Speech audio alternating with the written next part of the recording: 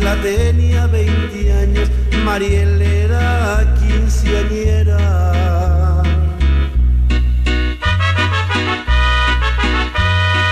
Labraban las dos la tierra para sembrar la parcela.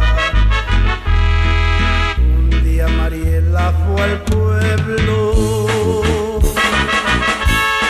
a visitar a su tía, y de entre los matorrales salió Fermín Rentería. Se le lanzó como un perro, diciendo tú serás mía. Y cuando estaba en el suelo, la mancilló en pleno día.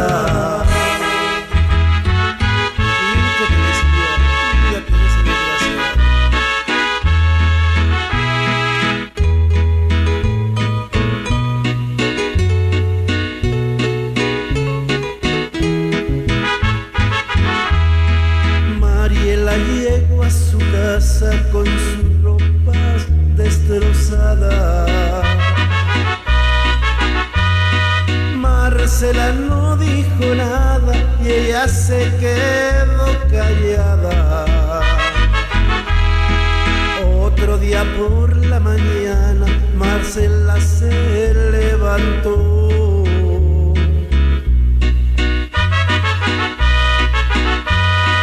Se fue temprano a la hacienda y a Fermín le reclamó.